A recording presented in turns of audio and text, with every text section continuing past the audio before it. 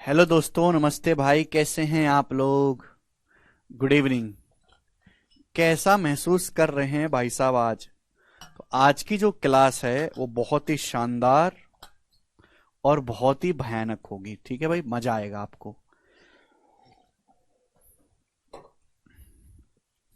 आज की क्लास में बच्चों हम लोग पढ़ेंगे इनइक्वालिटी ऑफ ट्राइंगल।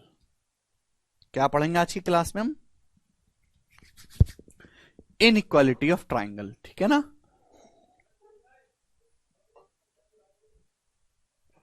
ठीक है। उससे पहले हमारे दो क्वेश्चन रह गए हैं। इन दो क्वेश्चन को पहले खत्म करते हैं, उसके बाद हम लोग इनइक्वालिटी ऑफ ट्राइंगल पढ़ेंगे। ठीक है बच्चों, ध्यान से सुनेगा। सवाल नंबर 39 और 40। ठीक है, और आज की ही क्लास में हम इसे समाप्त भी करेंगे। केशव, वो ट्रिपलेट वाली स्लाइड ढूंढ लो, वो लगानी है। ट्रिपलेट्स वाली कहीं कोई भी मिल जाए। ठीक है भाई, ध्यान से सुनेगा मेरे दोस्तों। 39 और 40 दो क्वेश्चन आपको मैं करवाऊंगा, उसके बाद मैं आपको आगे के कंसेप्ट समझाऊंगा। सुनो। अच्छा, क्या आप लोगों ने सवाल करने की कोशिश की? दोनों ही मेंस के सवाल है, प्री के सवाल नहीं है, तो इनको हल्के मत लीजिएगा। ये सवाल 2015 के मेंस का है, पुराना सवाल है, लेकिन आज तक इस सवाल में दम है। आज तक, ठीक है जी। तो कोशिश करेगा इस सवाल को हम कैसे करेंगे। ध्यान से सुनिएगा मेरे दोस्तों। देखो, ऐसे सवाल आप तभी कर पाओगे जब आप इस टाइप के क्वेश्चंस को प्रैक्टिस करोगे। बिना प्रैक्टिस के पॉसिबल नहीं है। ट्राइंगल एबीसी में एंगल सी एक ऑब्टूस एंगल है। आपके पास एक ट्राइंगल एबीसी है जिसमें एंगल सी एक ऑब्टूस एंगल है, एक अधिक कोण त्रिभुज है इस प्रकार से। तो ट्राइंगल एबीसी मैंने बना लिया इस प्रकार से, ए बी सी। इसमें ये एंगल आपको एंगल सी ऑब्टूस एंगल दिखाई दे रहा है, अधिक कोण दिखाई दे रहा है, ये वाला एंगल दिखाई दे रहा है सभी को। आप बोलोगे यहां सर ऑब्टूस एंगल ट्राइंगल है। अब बोला है एंगल ए और एंगल बी के बाह्य कोण समद्विभाजक साइड बीसी और एसी को आगे बढ़ाने पर क्रम से पॉइंट डी और ई पर मिलते हैं। अब देखो, ये एंगल ए का एक्सटीरियर एंगल है, ये एंगल ए का एक्सटीरियर एंगल है। अब इस एंगल ए का जो एक्सटीरियर एंगल है, इस एक्सटीरियर एंगल का जो बाइसेक्टर है वो साइड बीसी को आगे बढ़ाने पर डी पर मिलता है। तो भाई हमने एंगल ए का बाइसेक्टर खींचा, ये एंगल ए का बाइसेक्टर, एंगल ए का बाइसेक्टर है ये वाली लाइन। ये जो लाइन है ये एंगल ए का समद्विभाजक है। ये जो लाइन है एंगल ए का समद्विभाजक है मेरे प्यारे भी, समद्विभाजक। समझ में? और ये जो लाइन है साइड बीसी को आगे बढ़ाने पर, जब मैं साइड बीसी को आगे बढ़ाता हूं तो पॉइंट डी पर मिलता है। सभी को दिखाई दे रहा है? साइड बीसी को आगे बढ़ाने पर कहां पर मिलता है? पॉइंट डी पर मिलता है। ऐसे ही भाई, ये अगर मैं इसको आगे बढ़ाऊंगा तो ये एक्सटीरियर एंगल है वर्टेक्स बी पर। मैं ये नहीं करा कि आसान है, पर मुश्किल भी नहीं है। ये एक्सटीरियर एंगल है वर्टेक्स बी पर। अब इसका जो बाइसेक्टर है, exterior angle at vertex B, इसका जो बाइसेक्टर है, इस एंगल का जो समद्विभाजक है, इसका जो समद्विभाजक है वो साइड एसी को आगे बढ़ाने पर, जब मैं साइड एसी को आगे बढ़ाता हूं तो साइड एसी को आगे बढ़ाने पर पॉइंट ई पर मिलता है। समझ में आया सभी बच्चों को? यस और नो? तो आपके पास ट्राइंगल एबीसी है जिसमें एंगल सी अधिक कोण है, ऑब्टूस एंगल। एंगल ए का जो एक्सटीरियर बाइसेक्टर है वो साइड बीसी को आगे बढ़ाने पर डी पर मिलता है। कोण बी का जो एक्सटीरियर बाइसेक्टर है वो साइड एसी को आगे बढ़ाने पर ई पर मिलता है। आगे क्या बोला है? आगे बोला है ए बी ए डी और बीई बराबर है।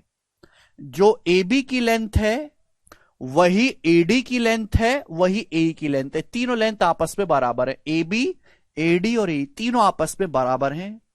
तो आपसे पूछा गया है, क्या पूछा गया बच्चे? जवाब देंगे। आपसे यह पूछा गया है कि A C B, angle A C B कितना होगा? जवाब दो students, angle A C B कितना होगा? फटाफट जवाब देंगे, बनाओ। हाँ जी, थार का लोगो बन गया है। आपसे ये एंगल एसीबी पूछा गया है, करेंगे स्टूडेंट्स। कौन करेगा इस सवाल को? जल्दी से जवाब देंगे, कौन करेगा?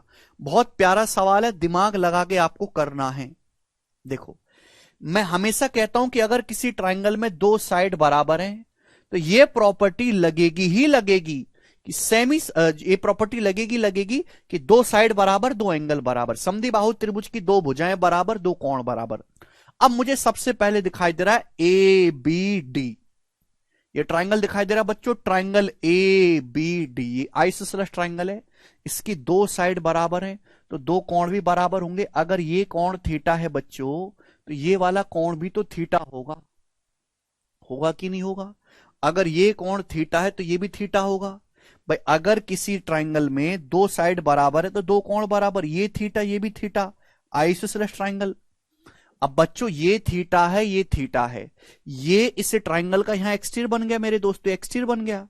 ये ट्राइंगल ए बी डी का आगे एक्सटीरियर है, ये थीटा तो कितना हो जाएगा, टू थीटा, टू थीटा। ये टू थीटा है, ये लाइन एंगल बाइसेक्टर, ये जो लाइन है एडी ये एंगल ए का एक्सटीरियर बाइसेक्टर है, ये टू थीटा है तो ये भी टू थीटा, ये लाइन बाइसेक्टर है, आधा आधा, ये टू थीटा ये भी टू थीटा। आप बोलोगे हाँ जी सर हाफ हाफ हो गया। अब आगे चलते हैं नेक्स्ट कंसेप्ट की तरफ, बिल्कुल ऐसे ही ध्यान सुनेगा। अब ट्राइंगल ए बी सी को, ए बी ई को देखो, त्रिभुज ए बी ई को देखो, ट्राइंगल ए बी ई को, अगर मैं ट्राइंगल ए बी को देखूं दो साइड बराबर है, दोनों साइड बराबर है तो दोनों कोण इक्वल होंगे। भाई अगर ये कोण अल्फा है तो ये भी अल्फा होगा, बोलोगा दो साइड बराबर दो कोण बराबर होगा, ये माना ये अल्फा है तो ये भी अल्फा होगा। अब ट्राइंगल ए बी ई का ये क्या, ये एक्सटीरियर बन गया ना, एक्सटीरियर एंगल, ये एक्सटीरियर एंगल क्या हो जाएगा, टू अल्फा। भाई अगर आपके पास कोई त्रिभुज इस तरीके से है तो ये तो एक्सटीरियर एंगल बन जाएगा ना इसका बाह्य कोण, ये अल्फा, ए बी ई की बात कर रहा हूं, ए बी ई, और कुछ देखा मत करो, ये टू अल्फा।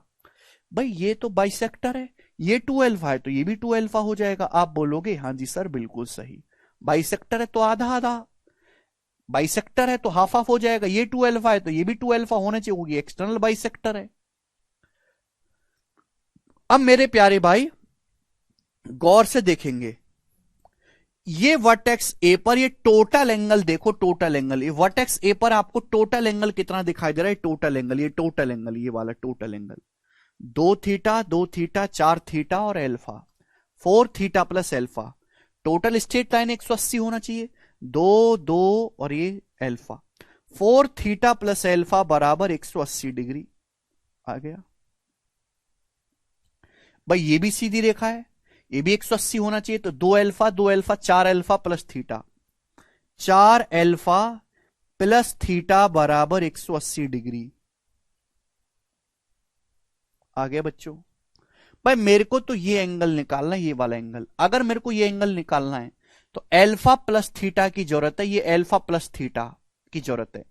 देखो ये बड़ी प्यारी इक्वेशन है, अगर मैं इन दोनों को ऐड कर देता हूं तो डायरेक्ट अल्फा प्लस थीटा आ जाएगा, दोनों को जोड़ दूंगा, चार थीटा प्लस थीटा पांच थीटा, अल्फा प्लस चार अल्फा पांच अल्फा, तो पांच अल्फा प्लस थीटा दोनों को ऐड किया मैंने, ऐड करने से ही डायरेक्ट अल्फा प्लस थीटा आ जाएगा बराबर 180 प्लस 180 360 डिग्री, तो अल्फा प्लस थीटा आएगा, 360 को 5 से भाग करेंगे 72 डिग्री, यानी कि इन दोनों एंगल का सम 72 आ गया, अल्फा प्लस थीटा 72।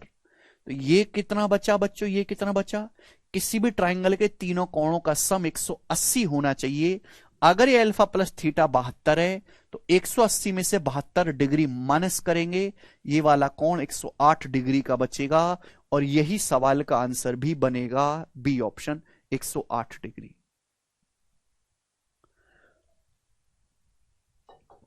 अगर यहां गौर से देखा जाए तो ये दोनों इक्वेशन बिल्कुल एक जैसी, यहां भी 180 यहां भी 180, थीटा की जगह अल्फा हो गया, अल्फा की जगह थीटा, फर्क कोई नहीं पड़ा, यानी कि यहां अल्फा और थीटा दोनों बराबर ही हैं, दोनों इक्वेशन लगभग एक जैसी हैं, फोर थीटा या फोर अल्फा, या अल्फा या थीटा, अल्फा थीटा को बदलने से कोई फर्क नहीं पड़ा आपस में, यानी कि अल्फा और थीटा बराबर है।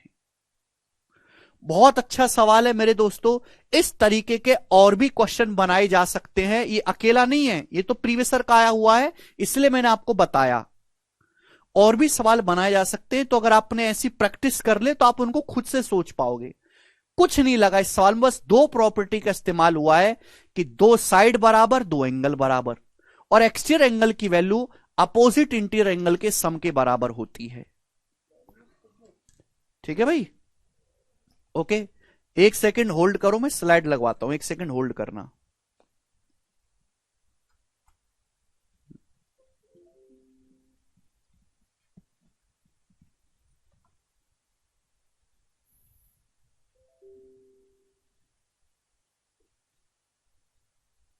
लग गया? हाँ ठीक है, मैं लगा लूंगा। ठीक है भाई, रिपीट आप खुद से करो इस सवाल को। देखो, रिपीट करने का मतलब है सवाल को पढ़ो, जो भी मैंने समझा उसका दोबारा से चित्र बनाओ, हर स्टेप को खुद से लोगो, खुद से अंडरलाइन करो। रिपीट खुद से करा जाता है। ये बाकी जो बालक है इनको क्यों समझ में आया है? इनमें थोड़ी बहुत बुद्धि है, इन्होंने प्रैक्टिस कर रखी है। हाँ, टाइम कंज्यूमिंग सवाल है, मैं थोड़ा ना कह रहा हूं कि हलवा है। अब हर सवाल हलवा थोड़ा ना आएगा भाई, हर सवाल हलवा थोड़ना होगा बेटे। टाइम कंज्यूमिंग तो होते ही हैं चीजें, ये बताएंगे बच्चों। सवाल है स्टूडेंट आपके सामने यहां पर 40, जवाब दीजिएगा इस क्वेश्चन का क्या आंसर है। लास्ट क्वेश्चन इस टाइप का, फिर टाइप को चेंज करेंगे, बनाएंगे। Last question. अब मेंस के सवाल है भाई, है ना, और अच्छे सवालों में से हैं ये, तो खोपड़ी में दर्द करेंगे आप लोगों की। सवाल 2018 के मेंस के पेपर में पूछा गया है। जरा इस सवाल को करके बताओ बेटे, जरा इस सवाल को करके बताओ, बनाएं।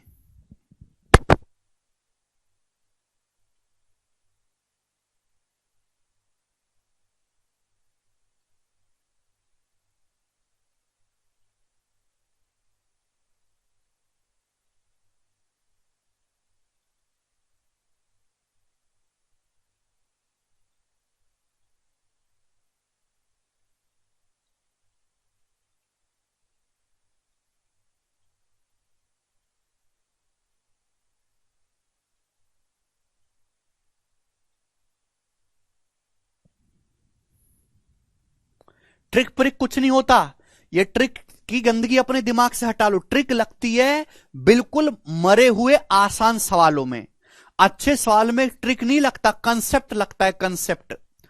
ट्रिकों से नौकरी लग रही होती तो सारी दुनिया नौकरी लेके बैठी रहती।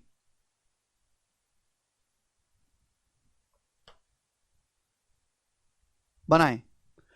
ट्राइंगल पी क्यू आर में एंगल पी 120 डिग्री है, पीएस क्यू आर के ऊपर परपेंडिकुलर है, पीएस क्यू आर के ऊपर परपेंडिकुलर है, and P Q plus Q S बराबर एस आर।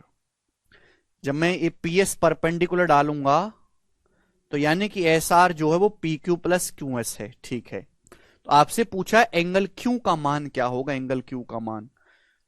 सबसे पहली बात देखती पता चलेगा कि ऑब्टूस एंगल ट्राइंगल है, ये ऑब्टूस एंगल ट्राइंगल है, दिक्कोण त्रिभुज, एंगल पी 120 डिग्री का है। ठीक, तो आप इस तरीके से बनाएंगे मेरे प्यारे भी, ध्यान से सुनेगा। देखो, सवाल सॉल्व करना तो बहुत दूर की बात, चित्र बनाना भी किसी जंग से कम नहीं है, चित्र बनाना भी किसी जंग से कम नहीं है। ध्यान सुनेगा। सबसे पहले हम आपके सामने डायग्राम बनाते हैं जी इसका, इस तरीके से हो गया।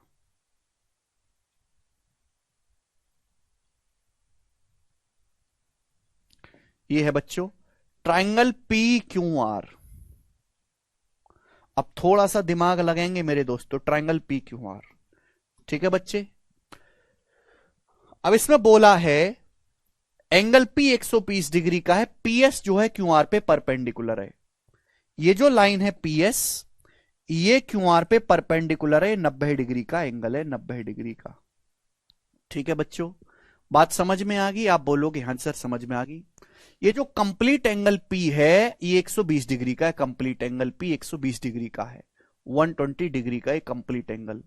ठीक, P Q plus Q S बराबर एस आर। यहां जो चीज दी हुई है वो इंपॉर्टेंट ये है कि P Q plus Q S S R के बराबर है, P Q plus Q S S R के बराबर है। ये रहा पी क्यू, ये रहा क्यू एस, और ये एस आर। यानी कि अगर मैं मानता हूं कि पी क्यू की लंबाई स्मॉल ए है, क्यू एस की लंबाई स्मॉल बी है, तो ये जो एस आर है इन दोनों का सम है। एस आर जो है इन दोनों के योग के बराबर है, यानी कि एस आर की लेंथ है ए प्लस बी। एस आर की जो लेंथ है वो कितना है, ए प्लस बी है। बात समझ में आ गई दोस्तों? किसी बच्चे को कोई डाउट? किसी बच्चे को कोई डाउट? अभी P Q plus Q S बराबर एस आर। अगर पी क्यू स्मॉल ए है, ये स्मॉल बी है, तो एस आर कितना है, ये लेंथ ए प्लस बी है। आपसे जो पूछा गया है वो ये वाला कोण पूछा गया, ये वाला कोण। जवाब दो मेरे प्यारे भाई, ये वाला कोण बनाओ। देखो बच्चों, अगर ये सवाल पेपर में आएगा तो ना तो इस सवाल का आंसर ये हो सकता है, ना ही सवाल का आंसर ये हो सकता है, इन दोनों में से एक आंसर होगा। ये दोनों ऑप्शन तो आप देखते ही हटा सकते हो ही नहीं सकते। अब आप कहोगे सर कैसे? देखो बच्चों, मैंने आपको पढ़ाया है आइसोसेलेस ट्रायंगल, मैंने आपको समद्विबाहु त्रिभुज बताया था, समद्विबाहु त्रिभुज आइसोसेलेस ट्रायंगल बताया था। और मैंने यह चीज कहा था कि आइसोसेलेस ट्रायंगल स्पेशल होता है, समद्विबाहु त्रिभुज स्पेशल होता है। क्यों स्पेशल होता है? आइसोसेलेस ट्रायंगल में दो साइड बराबर होती हैं, दो कोण बराबर होते हैं, दो कोण बराबर थीटा। अगर आप आइसोसेलेस ट्रायंगल में परपेंडिकुलर डालोगे, यहां से परपेंडिकुलर एडी, परपेंडिकुलर डालोगे परपेंडिकुलर, तो ये जो लाइन है आपकी, ये परपेंडिकुलर भी बनेगी, जैसा एडी के इधर है वैसा ही इधर है।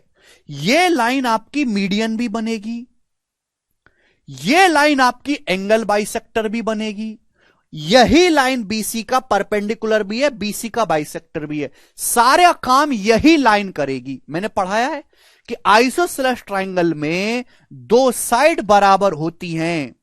अगर आप यहां से परपेंडिकुलर डालोगे तो यही लाइन एल्टीट्यूड बनेगी, यही मीडियन बनेगी, यही एंगल बाइसेक्टर बनेगा, यही परपेंडिकुलर बाइसेक्टर बनेगा, सब कुछ यही होगा मेरे दोस्तों। बताया है? आप बोलोगे हां जी सर बताया है आपने। और ये जो एल्टीट्यूड है ये दोनों से बी और सी से बराबर दूरी पर होगा, बीडी बराबर डीसी। दिखाई दे रहा है आपको? क्योंकि ये लाइन आपकी मीडियन भी बन गई। यस और नो? अब यहां पर ये जो चित्र है, देखो अगर किसी ट्रायंगल में सेम लाइन मीडियन है, सेम लाइन एंगल बाइसेक्टर है, सेम लाइन ही आपका बीसी का परपेंडिकुलर बाइसेक्टर है, तो वो ट्रायंगल हमेशा आइसोसेलेस ट्रायंगल होगा। उल्टा सीधा दोनों सत्य हैं। अगर किसी ट्रायंगल में सेम लाइन माध्यिका है, सेम ही लाइन एंगल बाइसेक्टर है, तो ट्रायंगल कैसा होगा? आइसोसेलेस ट्रायंगल होगा, समद्विबाहु त्रिभुज होगा। अगर यहां पे इसको देखें, ये जो एल्टीट्यूड है मेरे प्यारे भाई, जो एल्टीट्यूड है ये इस भुजा के ज्यादा नजदीक, इसके ज्यादा नजदीक है, इससे दूर है। एल्टीट्यूड हमेशा बड़े एंगल के नजदीक होता है, छोटे एंगल से दूर होता है, मैंने पढ़ाया है। अगर ये ट्रायंगल आइसोसेलेस होता, आइसोसेलेस, तो एल्टीट्यूड क्या होता? दोनों से बराबर दूरी पर होता। यहां ये जो एल्टीट्यूड है कोण क्यू के ज्यादा नजदीक है, आर से दूर है। इसका मतलब एंगल क्यू का जो मान होगा वो एंगल आर से बड़ा होगा। ये एंगल 120 डिग्री का है, बाकी दोनों का सम होना चाहिए 60 डिग्री। अगर ये आइसोसेलेस होता दोनों बराबर होते, आधा आधा 30-30 डिग्री अगर होता आइसोसेलेस, लेकिन आइसोसेलेस है नहीं, यानी कि ये 30 डिग्री से बड़ा एंगल होगा, ये 30 डिग्री से छोटा होगा। तो ये एंगल जो आना चाहिए 30 डिग्री से बड़ा आना चाहिए, इसलिए दो ऑप्शन पॉसिबल ही नहीं है, ऐसे हटा दिया हमने। अगर आइसोसेलेस होता तो दोनों एंगल बराबर हो जाते 30-30 डिग्री के, क्योंकि ये 120 है। लेकिन ये आइसोसेलेस नहीं है, ये बड़ा एंगल है, ये छोटा एंगल है, तो जाहिर सी बात है ये 30 डिग्री से बड़ा कोण होगा, ये 30 डिग्री से छोटा कोण होगा। बेसिक ही बता रहा हूं गौरव, ये आप बेसिक पढ़ते ही नहीं है। बेसिक बताने से नहीं होता, बेसिक का इस्तेमाल करना होता है। ठीक है जी? इस्तेमाल करना सीखने में और बेसिक पता करने में जमीन आसमान का फर्क है। कंसेप्ट जानने में और कंसेप्ट का इस्तेमाल करने में जमीन आसमान का फर्क है, जमीन आसमान का। ये मत कहा करो बेसिक बताओ, ये कहा करो बेसिक का इस्तेमाल करना सिखाओ, और वो इस्तेमाल करना धीरे धीरे आएगा। बेसिक तो सबको पता है, ऐसी कौन सी बात है जो मैंने आपको ना बता रखी हो। ठीक है भाई? तो ये दोनों आंसर तो हो ही नहीं सकते, इन दोनों में से एक आंसर होगा। ठीक है बच्चे? मैंने आपको कितनी बार बताया है यार, तुम क्यों बार बार भूल जाते हो कि अगर मैं किसी भी ट्रायंगल में एल्टीट्यूड डालता हूं तो एल्टीट्यूड हमेशा बड़े एंगल के नजदीक होता है, छोटे एंगल से दूर होता है। ये कितनी बार मैंने आपको बात बता दी, 100वीं बार बता रहा हूं मैं आपको, क्यों मर रहे हो पता नहीं। अब ये जो एल्टीट्यूड मैंने डाला है ये क्यू के नजदीक है, आर से दूर है, इसका मतलब एंगल क्यू बड़ा होगा, एंगल आर छोटा रहा होगा। वैसे भी हम जानते कि अगर त्रिभुज आइसोसेलेस होता तो एल्टीट्यूड दोनों से बराबर दूरी पर होता, ये एंगल हो जाते 30-30 डिग्री के। लेकिन ये आइसोसेलेस ट्राइंगल तो है नहीं, ओके, ये लेंथ अलग है, ये लेंथ अलग है भाई। तो यानी कि ये वाला जो एंगल होगा, ये जो कोण होगा, ये 30 डिग्री से बड़ा होना चाहिए। बराबर होता तो 30-30 होता, लेकिन ऐसा है नहीं, तो ये 30 डिग्री से बड़ा होगा, ये 30 डिग्री से छोटा होगा।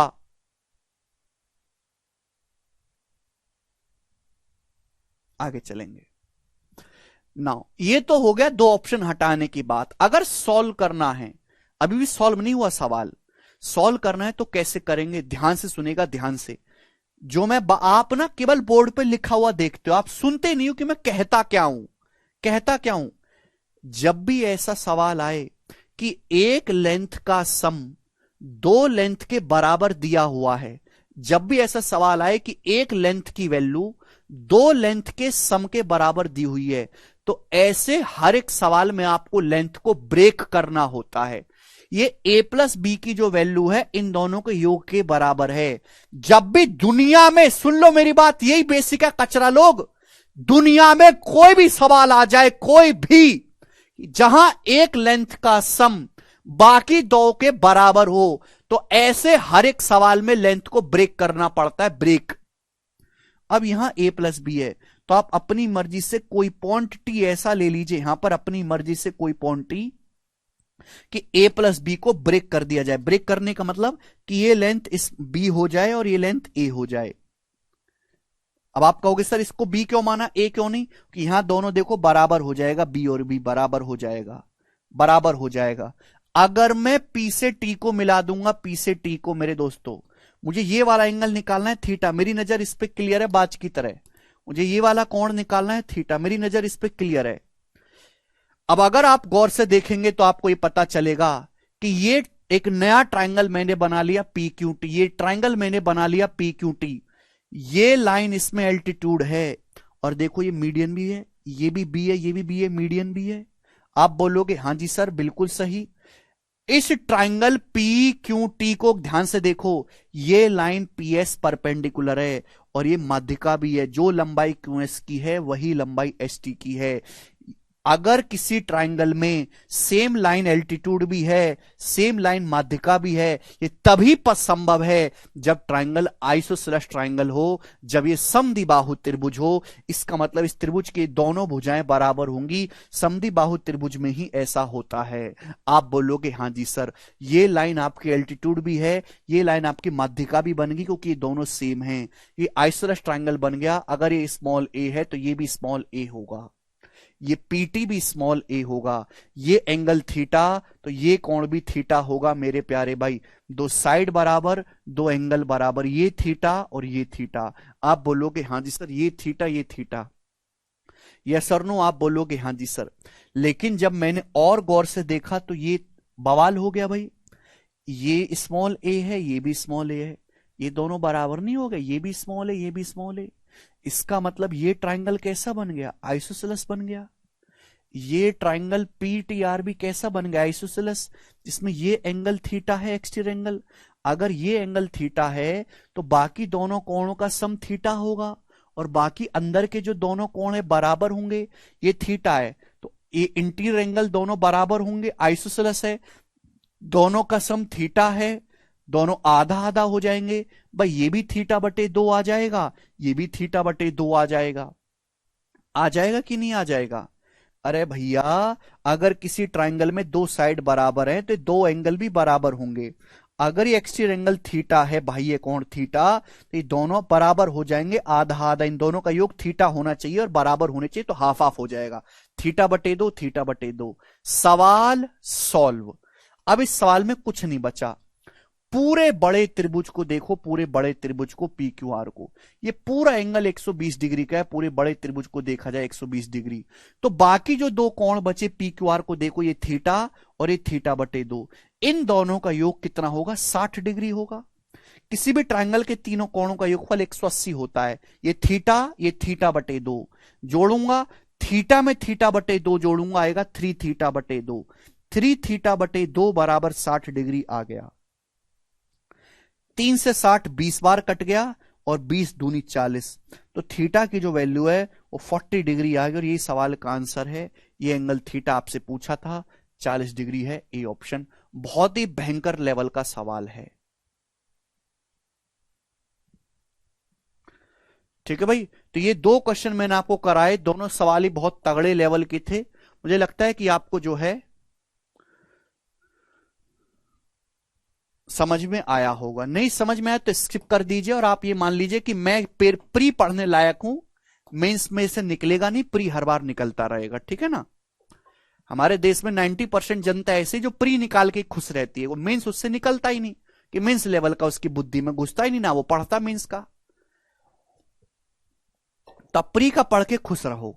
ठीक है जी, दो सवाल मैंने 25 मिनट में समझाए, अब भी नहीं समझे तो आप जिंदगी में कभी नहीं समझ पाओगे। आगे चलते हैं, बहुत दिमाग लगाना है, बहुत दिमाग लगाना है इस सवाल में। नेक्स्ट मेरे प्यारे भाई, अगला कंसेप्ट आपके सामने समझाऊंगा। अगला कंसेप्ट ध्यान से सुनिएगा मेरे प्यारे भाई, सभी लोग ध्यान से सुनेंगे। एक सेकंड, सॉरी।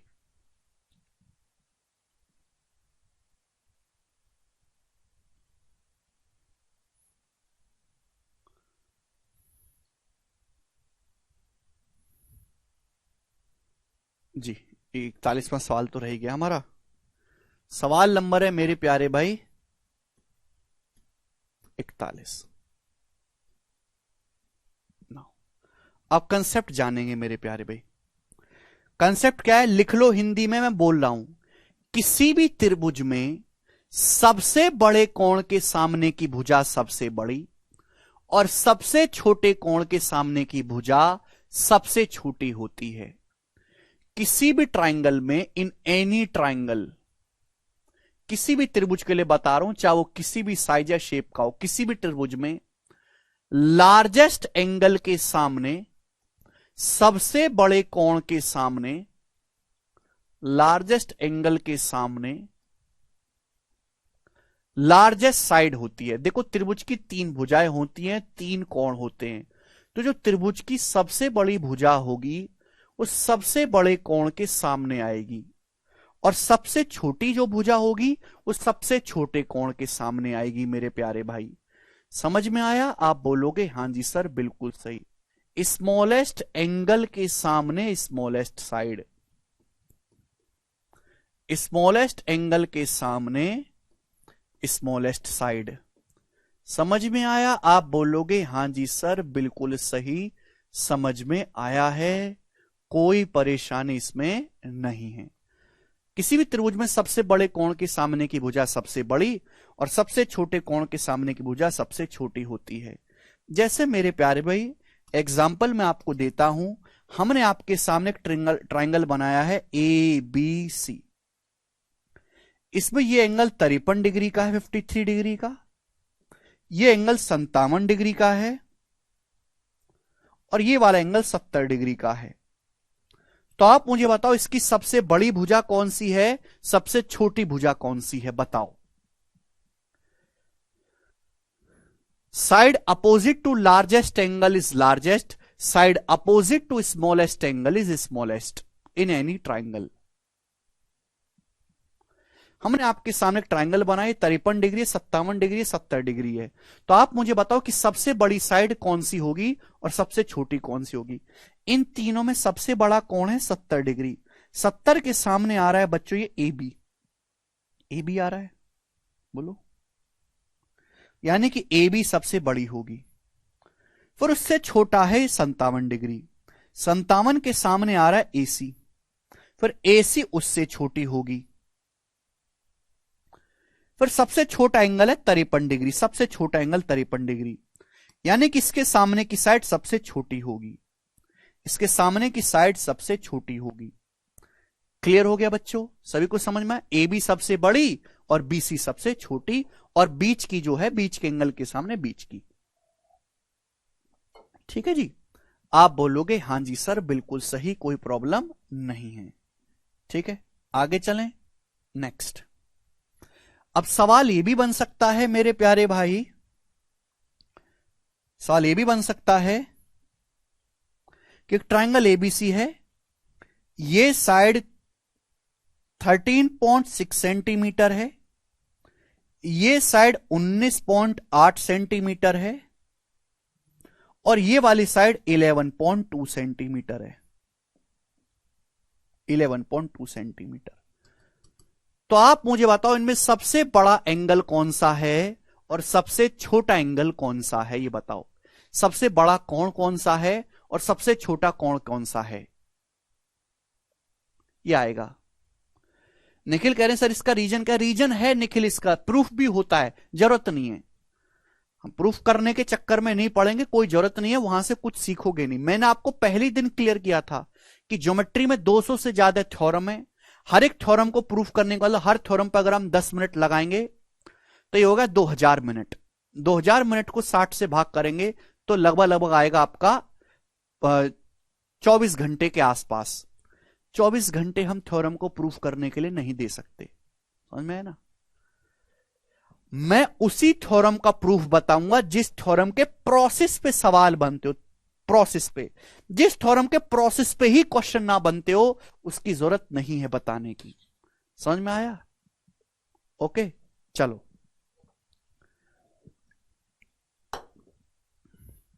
त्रिभुज है, त्रिभुज की तीनों भुजाएं हैं, ठीक है बच्चों। सबसे बड़ा सबसे छोटा एंगल बताना है। अब देखो यहां पे घबराना नहीं है, डेसिमल देख, इसकी जरूरत ही नहीं है डेसिमल की। सबसे बड़ी भुजा देख के बता सकते ये वाली है, तो इसके सामने का जो कोण है, कोण बी सबसे बड़ा होगा, तो एंगल बी जो है वो सबसे बड़ा होगा। फिर उससे छोटी है देखो ये, इसके सामने का कोण एंगल ए उससे छोटा होगा। फिर सबसे छोटी भुजा है ये, इसके सामने का जो कोण है ये वाला बच्चों एंगल सी, ये सबसे छोटा होगा, कोण सी सबसे छोटा। समझ में आया, आप बोलोगे हाँ जी सर बिल्कुल सही, तो ये आ जाएगा। ठीक है, हो गया मेरे प्यारे भाई, आगे चलते हैं। अब इस पे बेस्ड मैं आपसे प्रीवियस सर का एक सवाल पूछता हूं, ये बनाओ 41वां क्वेश्चन, करो बच्चों। प्रीवियस सर का पूछा हुआ सवाल है, मैं आपको टाइम देता हूं सोचने का, 5-10 सेकंड बनाएं।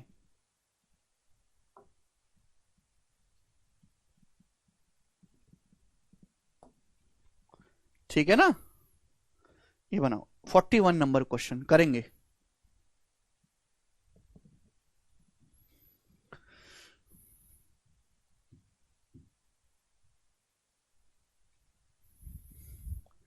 एबीसी एक त्रिभुज है जिसमें एंगल बी बड़ा है एंगल सी से, कौन सा कथन सही है। एबीसी त्रिभुज है जिसमें कोण 60 डिग्री बच्चों, 60 डिग्री। ये ए है, ये बी है, ये सी है, ठीक है ना। देखो ये स्टैंडर्ड नोटेशन भी है, वर्टेक्स ए के सामने की साइड को स्मॉल ए कहते हैं, वर्टेक्स बी के सामने की भुजा को स्मॉल बी कहते हैं, शीर्ष सी के सामने की भुजा को स्मॉल सी कहते हैं। ये एंगल 60 डिग्री का है, बी बड़ा है सी से मेरे प्यारे भाई, तो कौन सा कथन सही है। देखो बच्चों, हम जानते किसी भी ट्राइंगल के, मुझे साइड में बड़ा छोटा बताना है तो एंगल पता करने पड़ेंगे। हम जानते किसी भी ट्राइंगल के तीनों कोणों का योग 180 होता है, ये 60 डिग्री है, तो बाकी दोनों का कोण कितना बचा, 120 डिग्री। बाकी दोनों का योग बचा 120, इन दोनों का योग 120 है। अगर दोनों कोण बराबर बराबर होते तो ये भी 60 डिग्री का हो जाता, ये भी 60 डिग्री का हो जाता। अगर दोनों कोण बराबर बराबर होते तो बी भी 60 होता, सी भी 60 होता। बट प्रॉब्लम क्या है, बी बड़ा है सी छोटा है, इसका मतलब एंगल बी का मान 60 डिग्री से बड़ा होना चाहिए हल्का सा, और सी का मान 60 डिग्री से छोटा होना चाहिए। बी की जो भी वैल्यू होगी वो 60 डिग्री से बड़ी होगी, सी की जो भी वैल्यू होगी वो 60 डिग्री से कम होगी। प्लस और माइनस का मतलब ये होता है कि 60 डिग्री से बड़ा वैल्यू बी का आएगा और सी का वैल्यू 60 डिग्री से छोटा आएगा, तो सबसे बड़ा कोण जो आएगा वो बी होगा, यानी कि सबसे बड़ी भुजा जो होगी वो बी होगी, सबसे बड़ी भुजा। फिर उसके बीच का एंगल 60 आएगा, ये वाला, यानी कि इसके सामने की भुजा स्मॉल ए बीच की आएगी, तो स्मॉल ए बीच की आनी चाहिए। सबसे छोटा एंगल ये आएगा 60 डिग्री से छोटा, तो इसके सामने की भुजा स्मॉल सी सबसे छोटी आनी चाहिए, तो सी ऑप्शन यहां से करेक्ट हो जाएगा, सी ऑप्शन। ठीक है, सब बच्चों को बात समझ में आई, खत्म। देखो बहुत आसान सवाल था, कुछ भी नहीं था। आगे चलते हैं आपके सामने नेक्स्ट कंसेप्ट। ठीक है, नेक्स्ट कंसेप्ट। अब सब लोग अपनी कॉपी में हेडिंग डालेंगे इन equality of triangle. In equality of triangle.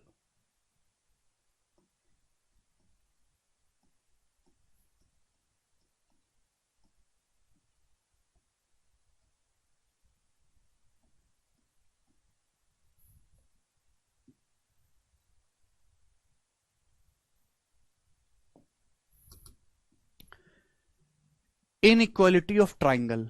मेरे प्यारे भाई, अब ये ट्राइंगल क्या है मेरे दोस्तों? इन इक्वालिटी ऑफ ट्राइंगल क्या मतलब है इसका? देखिए, हर ट्राइंगल के बनने की कुछ ना कुछ शर्तें होती हैं। हर त्रिभुज के बनने की कुछ ना कुछ शर्तें होती हैं। अगर वो शर्तें संतुष्ट हुई तो ट्राइंगल बनेगा, और अगर वो शर्तें संतुष्ट नहीं हुई तो त्रिभुज नहीं बनेगा। उन्हीं को हम कहते हैं, इन शर्तों को कहते हैं इनइक्वालिटी ऑफ ट्राइंगल। ध्यान सुनेगा।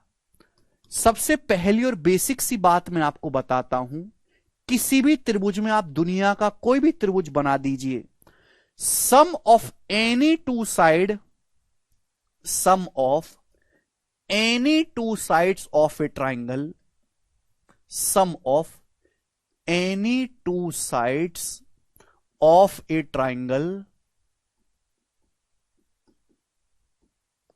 is more than third side,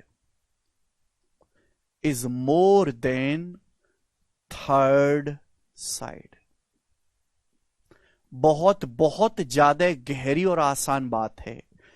पहली बात, त्रिभुज की किन्हीं भी दो भुजाओं का योग हमेशा तीसरी भुजा से बड़ा होता है। त्रिभुज की किन्हीं भी दो भुजाओं का योग हमेशा तीसरी भुजा से बड़ा होता है। दुनिया में जितने भी त्रिभुज हैं, आप उनकी कोई भी दो भुजा ले लो, हमेशा किन्हीं भी दो भुजाओं का योग तीसरी भुजा से बड़ा होगा। अगर ऐसा नहीं है तो ट्राइंगल नहीं बनेगा। जैसे बच्चों, हमने आपके सामने एक त्रिभुज एबीसी बनाया। वर्टेक्स ए के सामने की साइड स्मॉल ए, वर्टेक्स बी के सामने की साइड मेरे दोस्तों स्मॉल बी, और वर्टेक्स सी के सामने की साइड को स्मॉल सी। तो त्रिभुज की किन्हीं भी दो भुजाओं का योग, जैसे हमने ले लिया ये बी और सी, बी और सी दो भुजाएं ले ली, तो बी प्लस सी जो होगा मेरे प्यारे भाई, वो हमेशा तीसरी जो साइड है ए से बड़ा होगा। ए और बी का जो योग है, ए और बी का योग, तीसरी जो भुजा बची सी, हमेशा उससे बड़ा होगा। है भाई, तीसरी भुजा स्मॉल सी से। सी और ए का जो योग है, वो जो तीसरी भुजा बची हमेशा उससे बड़ा होगा। ये है इनइक्वालिटी। त्रिभुज की किन्हीं भी दो भुजाओं का योग हमेशा तीसरी भुज, इन एनी ट्राइंगल, किसी भी ट्राइंगल के लिए। मुस्तकीम कह रहे हैं बेसिक से पढ़ाओ, अमन कह रहे हैं सर इतना बेसिक मत पढ़ाओ। बताओ बच्चों क्या करूं मैं? हिंदी में बोल तो दिया रजनीश। त्रिभुज की किन्हीं दो भुजाओं का योग हमेशा तीसरी भुजा से बड़ा होता है। आप इस बात को हिंदी में नहीं ले सकते। वर्टेक्स का मतलब सीड्स। अरे क्या समझ नहीं आया भाई, इसमें कुछ समझने लायक था क्या?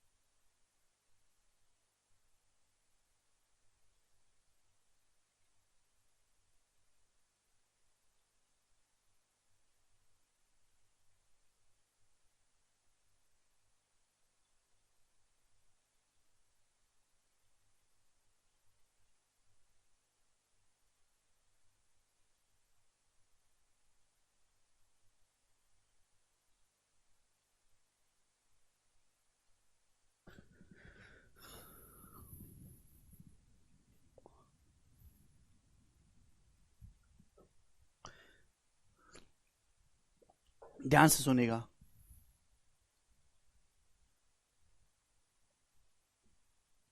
देखो, मुझे तो ये पता नहीं चलता कि भाई इसमें ऐसी कौन सी बात है जो ना समझ में आई। इसके अलावा कुछ सोचने नहीं। हमने क्या बोला, दुनिया में कोई भी त्रिभुज बना लीजिए, किन्हीं भी दो भुजाओं का योग हमेशा तीसरी भुजा से बड़ा होगा, बात खत्म। ये त्रिभुज है, इसकी किन्हीं भी दो भुजा को ले लो, तीसरी जो बची भुजा होगी उससे उनका योग बढ़ाएगा। इसमें ना समझ आने वाली बात है ही कौन सी। ठीक है जी, चलिए, क्लियर है। अच्छा, मैं इसके पीछे का कारण भी समझाऊंगा। ये बात समझनी जरूरी है, ठीक है ना, कि ऐसा क्यों होता है, ये बात समझनी जरूरी है। मैं इसके पीछे का कारण भी समझाऊंगा। सुनो सुनो बच्चों, सुनो। देखो, मेरे को ना एक, आप ना प्रकार लेके आओ, कंपस लेके आओ। बचपन में प्रकार से गोला खींचते हैं ना, सर्कल, एक कंपस लेके आओ। आपको एक त्रिभुज बनाना है जिसकी साइड है 3, 4 और 10 सेंटीमीटर। आपको एक त्रिभुज बनाना है जिसकी साइड है 3, 4 और 10 सेंटीमीटर। ध्यान से सुनते रहिएगा मेरी बात को। समझ गए तो बहुत अच्छी बात है, 5 मिनट बताऊंगा, और नहीं समझ पाए तो रटना पड़ेगा फिर। जैसे बच्चों, ये एक लाइन सेगमेंट है जिसकी लंबाई है 10 सेंटीमीटर। एक लाइन सेगमेंट है, इसकी लंबाई है 10 सेंटीमीटर। 10, कितनी लंबाई इसकी? 10 सेंटीमीटर। तो यहां से यहां तक की जो लंबाई है वो 10 है। कितनी है? 10। अब मुझे एक ऐसा त्रिभुज बनाना है जिसकी लेंथ मेरे प्यारे भाई 3, 4 और 10 हो। ध्यान सुनेगा। तो ये मैंने प्यारे भाई खींच लिया 10। मैंने यहां पे रखी प्रकार की नोक, यहां पे मैंने प्रकार की नोक रखी, प्रकार की नोक, और मैं 3 सेंटीमीटर दूरी भरता हूं प्रकार में, 3 सेंटीमीटर की दूरी, और मैं ऐसे चाप खींच देता हूं, चाप, ऐसे मैंने चाप खींच दिया। क्लियर है? आप बोलोगे जी सर, तो ये दूरी है यहां से यहां तक की 3।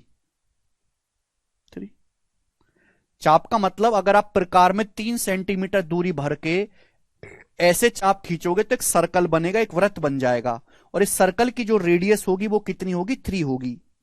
ठीक है ना, हमेशा दूरी जो है 3 रहेगी, ये सारी रेडियस 3 ही रहेंगी। समझ में? इतनी बात तो कम से कम आती होगी। अब मैंने रखी पॉइंट बी पे प्रकार की नोक, पॉइंट बी पर, और मैंने प्रकार में कंपास में 4 सेंटीमीटर की दूरी भरी, 4 सेंटीमीटर की दूरी, और ये चाप खींच दिया मैंने खचैक, 4 सेंटीमीटर की दूरी भर के। तो भाई ये दोनों चाप तो काटेंगे ही नहीं, करके देख लो चाहे आप। ये प्रैक्टिकली प्रूफ हुआ है, थ्योरेटिकली नहीं। ये दोनों चाप तो आपस में काटेंगे ही नहीं, ये तो दूर दूर रह गए। ये चाप काटेंगे ही नहीं एक दूसरे को, ट्राइंगल बना ही नहीं। बताओ मेरा ट्राइंगल कहां बना? बना क्या कोई ट्राइंगल? चाप मींस आर्क। कोई ट्राइंगल बना क्या? दिख रहा है ऐसे ट्राइंगल बनता हुआ? नहीं दिख रहा, ट्राइंगल बना ही नहीं। तो देखिए, ये ट्राइंगल नहीं बना, बिल्कुल नहीं बना। चलो दूसरी कोशिश करते हैं मेरे प्यार भी, दूसरी कोशिश करते हैं। अब मुझे एक ट्राइंगल बनाना है जिसकी साइड है मेरे दोस्तों 6, 4 और 10 सेंटीमीटर। मुझे एक ऐसा त्रिभुज बनाना है जिसकी भुजाएं हैं 6, 4 और 10 सेंटीमीटर। चलो कोशिश करते हैं मेरे प्यारे भाई। ठीक है भाई, तो ये एक लाइन सेगमेंट है जिसकी लेंथ है 10, ए से बी तक की जो दूरी है 10 सेंटीमीटर है, 10 सेंटीमीटर। ठीक है, चले अब हम प्रकार लेके आए। हमने प्रकार की नोक रखी यहां पॉइंट ए पे, और 6 सेंटीमीटर का आर्क खींचा, 6 सेंटीमीटर का आर्क खींच दिया। तो यहां से यहां तक की दूरी जो वो 6 है। 6 सेंटीमीटर की दूरी भर के प्रकार में ऐसे में कट करूंगा तो ये दूरी 6 बनेगी। आप बोलोगे हां जी सर बनेगी। अब मेरे प्यारे भाई, मैंने यहां पे रखी प्रकार की नोक, और 4 सेंटीमीटर की दूरी प्रकार में भरी, 4 सेंटीमीटर की दूरी, और 4 सेंटीमीटर दूरी कंपास में भर के ऐसे मैंने जो है ये मस्त एक आर्क खींचा। आर्क, सर्कल का एक आर्क है, चाप, तो लेंथ है 4। तो भाई 6 जमा 4 तो 10 हो गया। यानी कि ये दोनों तो एक दूसरे को यहां पे काट लेंगे, यहां पे टच करेंगे। कोई ट्राइंगल बना क्या?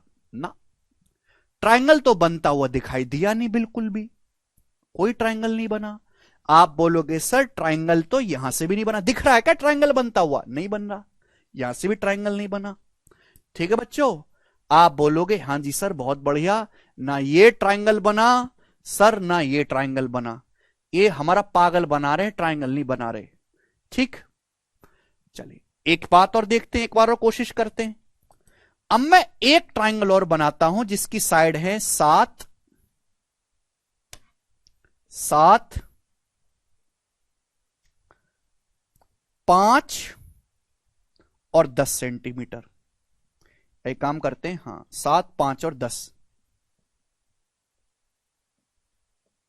ये वाला ट्रायंगल बना के देखते हैं जिसकी भुजाएं हैं 7 5 और 10। ठीक है बच्चों, आप बोलोगे हां सर आप क्या बना कर देखो सर। तो देखो भाई, ये एक लाइन सेगमेंट है ए बी, ये एक लाइन सेगमेंट है ए बी जिसकी लेंथ है 10 सेंटीमीटर। अब मुझे एक ट्रायंगल बनाना है जिसकी भुजा 7 5 और 10 है। कैसे बनाऊंगा 7 5 और 10? तो मैं यहां रखूंगा पॉइंट ए पे कंपास प्रकार की नोक और ऐसे आर्क खींचूंगा 7 सेंटीमीटर लंबा। ये मैं एक चाप खींचूंगा जिसकी लंबाई होगी 7 सेंटीमीटर। यहां से यहां तक किसकी जो लेंथ होगी ये 7 सेंटीमीटर होगा। 7 सेंटीमीटर होगा, होगा कि नहीं होगा? आप बोलोगे हां जी सर 7 सेंटीमीटर होगा। देखो, अगर मैं आपके सामने कोई सर्कल खींचता हूं, इस सर्कल का सेंटर है, इसकी रेडियस 7 है, तो सेंटर से कहीं भी सरकमफेरेंस को मिलाएंगे रेडियस 7 ही रहेगी। ये दूरी 7 ही रहेगी, ये दूरी 7 ही रहेगी, ये दूरी 7 ही रहेगी, है ना। इसी को हम बोलते हैं रेडियस या सर्कल की त्रिज्या। तो मेरे प्यारे में मैंने भरी प्रकार में दूरी 7 सेंटीमीटर की है भी, और मैंने मारा है भर के एकदम ये चाप। समझ में आया? तो यहां पे पॉइंट ए से इसकी कहीं भी दूरी लेंगे वो 7 ही आएगी। ठीक है ना, 7 ही आएगी मेरे दोस्तों। अब क्या करते हैं, समझ में आया मेरे प्यारे भाई? समझ में आया? यहां तक कोई परेशानी नहीं। मैं ये मैं हटा दे रहा हूं मेरे दोस्तों। ये जो दूरी आएगी यहां से पॉइंट ए से यहां तक की कितनी आएगी? 7। अब मैंने क्या किया है, मैंने पॉइंट बी पे रखी है प्रकार की नोक, पॉइंट बी पे, और मैंने 5 सेंटीमीटर दूरी भरी। कितनी भरी? 5 सेंटीमीटर। 5 सेंटीमीटर लगभग आधा सा हो जाएगा, और मैंने दूरी भर के चाप खींच दिया, आर्क खींच दिया, खटैक। 5 सेंटीमीटर की दूरी भर के मैंने आर्क खींच दिया, खटैक। देखो यहां पे काट गए, यहां पे काट गए पॉइंट सी पर दोनों चाप। ये तो ससुरे काट नहीं रहते, यहां पे काट गए पॉइंट सी पर। आप बोलोगे सर काट गए जी, काट गए। अब पॉइंट ए से अगर मैं ये मिलाता हूं तो दूरी कितनी आएगी? 7 आएगी। 7 बोलो आएगी कि नहीं आएगी? आएगी। अगर ये सेंटर से परी तक की दूरी 7 है तो ये भी तो 7 होगी। 7 होगी कि नहीं?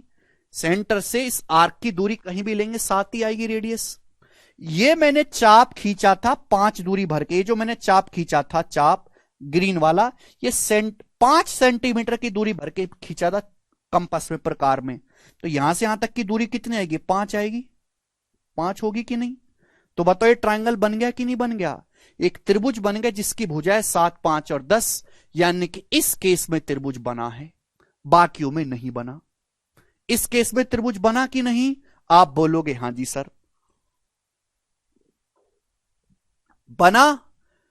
यानी कि त्रिभुज तभी बन पाया है जब इन दोनों का योग 7 और 5 का योग तीसरी भुजा से बड़ा किया। जब यहां पे दो भुजाओं का योग तीसरी भुजा से छोटा है, 3 और 4 का योग 10 से छोटा है, तो त्रिभुज बन ही नहीं पाया। तो हो गया कि नहीं कि त्रिभुज तभी बन पाएगा जब दो भुजाओं का योग तीसरी भुजा से बड़ा होगा।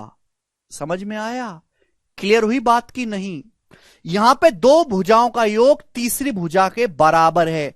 बराबर होने पर भी ट्रायंगल नहीं बनेगा, बल्कि एक स्ट्रेट लाइन बन जाएगी। एसीबी ट्रायंगल बनने के बजाय एक सीधी रेखा बन जाएगा।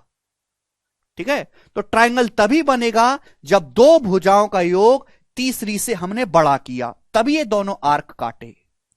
ठीक है, अगर अब भी नहीं समझ में आया तो भैया इसको रट लो, मैं कुछ नहीं कर सकता, अपना इलाज कराओ पागल खाने में जाके। ठीक है, तो यानी कि कोई त्रिभुज तभी बन पाएगा जब उसकी किन्हीं भी दो भुजाओं का योग तीसरी भुजा से बड़ा हो। In any triangle sum of two side is always greater than third side. In any triangle sum of two side is always greater than third side. आप बोलोगे हां जी सर बिल्कुल सही, कोई परेशानी नहीं है। ठीक है बच्चों, यस और नो। किसी भी त्रिभुज में दो भुजाओं का योग हमेशा तीसरी भुजा से बड़ा होता है। देखो बच्चों, केवल इतनी ही बात काफी नहीं है, कल बात इतनी नहीं है भाई, बात इतनी नहीं है, बात इसके आगे भी है।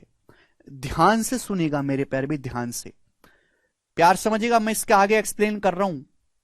मैं अगर यहां से निकालूं ए की वैल्यू, अगर मैं यहां से ए का मान निकालता हूं, ए का नहीं चलो बी का निकालते, अगर मैं यहां से बी का मान निकालूं, बी का मान तो क्या आएगा, सी उधर जाएगा, सी उधर जाएगा मेरे दोस्तों, तो बी ग्रेटर होगा मेरे दोस्तों ए माइनस सी, होगा कि नहीं। अगर मैं बी की वैल्यू निकालूं तो सी उधर जाएगा ए माइनस सी, और मैं यहां से बी की वैल्यू निकालूं, यहां से बी की वैल्यू निकालूं, तो भाई ए उधर जाएगा सी माइनस ए। तो कुछ पता चला, क्या आप लोगों ने कुछ ऑब्जर्व किया, क्या आप लोगों ने कुछ ऑब्जर्व किया कि अगर मैं त्रिभुज की भुजा बी को पकड़ लेता हूं, अगर त्रिभुज की भुजा में बी को पकड़ लेता हूं, बी को, तो इस बी की जो वैल्यू बाकी जो दोनों साइड हैं, दोनों साइड के डिफरेंस से हमेशा बड़ी होगी। देखो, हो सकता है इस ए और सी में एक बड़ी वैल्यू एक छोटी वैल्यू, हो सकता है ये साइड बड़ी हो ये साइड छोटी हो। तो अगर मैं 7-5 लूंगा तो 2 आएगा, और मैं 5-7 लूंगा तो माइनस का 2 आएगा, है भी। तो डिफरेंस तो 2 ही आएगा ना, 7 और 5 के बीच में डिफरेंस तो 2 ही आएगा ना। यानी कि त्रिभुज की भुजा बी की जो वैल्यू है बाकी दोनों साइड के डिफरेंस से हमेशा बड़ी होगी। ये होता है माइनस का साइन। अगर मैं आपसे कहूं 5-7 तो आप कहोगे माइनस का 2, लेकिन मैं आपसे कहूं 5 डिफरेंस, डिफरेंस का मतलब होता है बड़ी संख्या में से छोटी संख्या घटाना, चाहे कोई कहीं भी लिखा है, 5 और 7 के बीच में 2 का अंतर है, 2। समझ में आया। यानी कि मैं ये कह सकता हूं कि त्रिभुज की भुजा बी की जो वैल्यू है बाकी जो दोनों साइड बची ए और सी, उनके डिफरेंस से, चाहे ए माइनस सी ले लो चाहे सी माइनस ए ले लो, उनके डिफरेंस से हमेशा बड़ी होगी। क्लियर। आप बोलोगे हां जी सर एकदम क्लियर। तो अगर मैं इन दोनों रिजल्ट को कंपाइल कर दूं, कंबाइंड कर दूं, तो यहां से निष्कर्ष ये निकल के आएगा कि त्रिभुज की किसी भी भुजा की वैल्यू बाकी दोनों साइड के डिफरेंस से हमेशा बड़ी होती है, और बाकी दोनों साइड के सम से हमेशा छोटी होती है। त्रिभुज की किसी भी भुजा की वैल्यू, देखो बी का मान सी प्लस ए से छोटा है, और बी का मान देखो ए माइनस सी बोलो या सी माइनस ए, मैंने यहां पे मोड लगा दिया। मोड का मतलब आपको केवल पॉजिटिव वैल्यू लेनी है, छोटी में से बड़ी भुजा नहीं घटानी, बड़ी में से छोटी भुजा घटानी है। तो त्रिभुज की भुजा बी की जो वैल्यू है अदर टू साइड के डिफरेंस से हमेशा बड़ी होगी, और अदर टू साइड के सम से हमेशा छोटी होगी। क्लियर। आप बोलोगे हां जी सर। बिल्कुल ऐसे ही आप प्रूफ कर सकते हैं कि सी जो है मेरे दोस्तों, सी का जो मान है अदर टू साइड के डिफरेंस से हमेशा बड़ा होगा, और बाकी जो दो भुजाएं उनके योग से हमेशा छोटा होगा।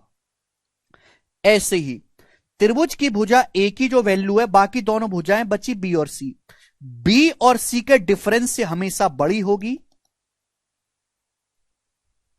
बी और सी के डिफरेंस से हमेशा बड़ी होगी, और बी और सी के योग से हमेशा छोटी होगी। मेरे प्यारे भाई समझ में आया। यह है कंप्लीट स्टेटमेंट कि त्रिभुज की किन्हीं भी मेरे दोस्तों, त्रिभुज की किसी भी भुजा की जो वैल्यू है वो अदर टू साइड के डिफरेंस से बड़ी होती है, और अदर टू साइड के सम से छोटी होती है। त्रिभुज की किसी भी भुजा का मान अन्य दो भुजाओं के अंतर से बड़ा होगा, और अन्य दो भुजाओं के योग से छोटा होगा। मयंक यही तो बेसिक है सर, आप हमेशा इंग्लिश में ही पढ़ाते हैं। भाई इतना तो हिंदी में बोला, और कौन सा हिंदी चाहिए। त्रिभुज की किसी भुजा का मान अन्य दो भुजाओं के अंतर से बड़ा होगा, और बाकी दोनों भुजाओं के योग से छोटा होगा। यह बात मैंने 5 बार हिंदी में बोली। और कलंक अगर तुमको अब भी नहीं समझ में आई तो ना तो तुम्हें इंग्लिश आती ना तुम्हें हिंदी आती, जानवरों की भाषा आती होगी, कोई बंदर की भाषा आती है, खुखरकू खुखरकू है, कचरा लोग।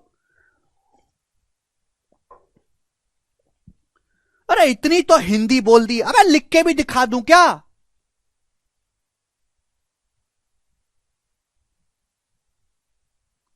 मैं बोलता हूं अब लिखा करो तोता की तरह। क्या बोला हमने? त्रिभुज की किसी भुजा का मान अदर टू साइड के डिफरेंस से बड़ा होगा और बाकी दोनों भुजाओं के योग से छोटा होगा। ये हिंदी में नहीं है, 5 बार बोल दी मैंने बात, कचरा। पता नहीं किन्होंने इसको शहर में लाके छोड़ दिया। अरे जंगल में जाओ, हैं, बंदरों को पप्पी करो, शेर की जू निकालो, हैं, भालू के साथ घर बनाओ, बंदरिया से ब्याह करो, जंगल में जाओ, शहर में क्यों घूम रहे हो?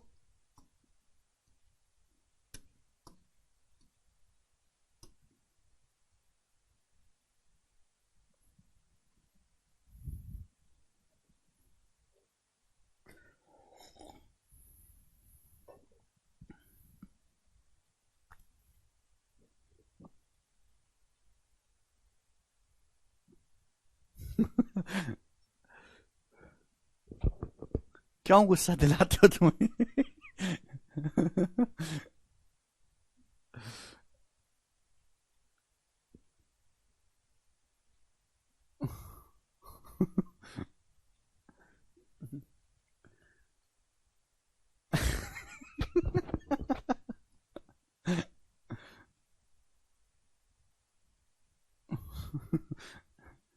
ठीक है भाई, अदर टू साइड इंग्लिश है। देखो, तो हमने क्या बोला? देखो, मैंने आपको प्रूफ करके दिखाया कि त्रिभुज की किन्हीं भी दो भुजाओं का योग हमेशा तीसरी भुजा से बड़ा होता है। ये देखो, बिल्कुल बेसिक से चित्र बना बना के मैंने आपको दिखाया। और कौन सा बेसिक तुम्हें पढ़ा दूं? Sum of any two side is always greater than third side. त्रिभुज की किन्हीं दो भुजाओं का योग हमेशा तीसरी भुजा से बड़ा होता है। लेकिन यहां से हमने प्रूफ किया, यहां से ये हमने ऑब्जर्व किया, किसी एक भुजा को पकड़ा, बी को, तो बी की वैल्यू यहां से इधर ले गए a माइनस सी, इधर ले गए c माइनस सी, यानी कि बी का जो मान है बाकी जो दो भुजाएं उनके डिफरेंस से हमेशा बड़ा आ रहा है। तो कंसेप्ट ये बन गया कि त्रिभुज की किसी भी भुजा की वैल्यू अन्य दो भुजाओं के अंतर से हमेशा बड़ी होगी और अन्य दो भुजाओं के योग से हमेशा छोटी होगी, है ना? Value of any side is always greater than the difference of other two side and less than the sum of other two sides. ठीक है जी, समझ में आया? आप बोलोगे हां जी सर, बिल्कुल सही, समझ में आया है। चलो, ये मैंने आपको कंसेप्ट समझा दिया। जिनके समझ में आया बहुत अच्छी बात है, जिनके नहीं आया रट लीजिए।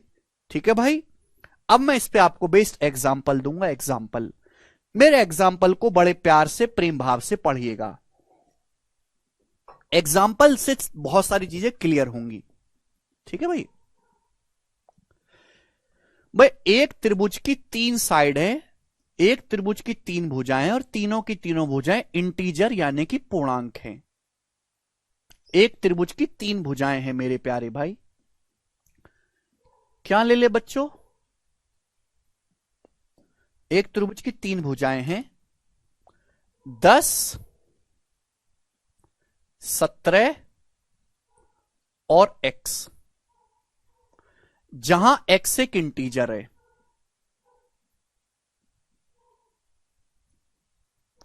इंटीजर का मतलब होता है हिंदी में पूर्णांक। पूर्णांक का पूर्णांक क्या होता है? गिनतियां, मतलब जो दशमलव या रूट में नहीं होती, 1 2 3 4 5 6 7 8 9 10 11 12 13 14, ना दशमलव है ना अंडर रूट है, वो पूर्णांक कहलाते हैं।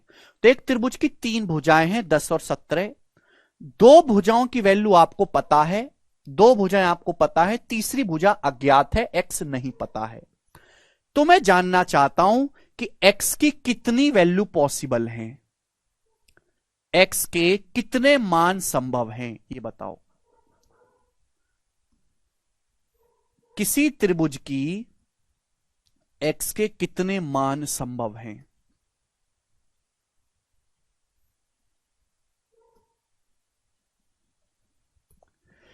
भाई, एक त्रिभुज की 3 भुजाएं हैं, 10 17 और x। दो भुजाएं तो पता है, तीसरी भुजा मेरे दोस्तों अननोन है, अज्ञात।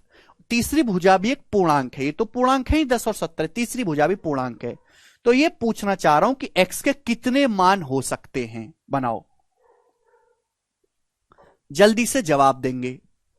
तो बच्चों अभी सिखाया मैंने कि x की जो वैल्यू होगी वो अदर टू साइड के डिफरेंस से बड़ी होगी और बाकी दो भुजाओं के योग से छोटी होगी। तो x की रेंज क्या होगी मेरे प्यारे भाई, x की रेंज क्या होगी, जवाब दो, x की रेंज क्या होगी। तो x की जो रेंज होगी वो 17 माइनस 17 और 10 का डिफरेंस कितना है, 7, 7 से बड़ी होगी। और x की जो वैल्यू होगी अदर टू साइड के सम 17 प्लस 10 27, 27 से छोटी होगी मेरे प्यारे भाई। तो अगर आपसे यहां पे 6 तरीके के सवाल बन सकते हैं, 5-6 तरीके से। पहला सवाल तो ये बन जाता है कि x की रेंज क्या होगी, तो ये x की रेंज होगी। समझ में आया, आप बोलोगे हां जी सर। दूसरा मेरे दोस्तों, x के मान क्या क्या हो सकते हैं बताओ।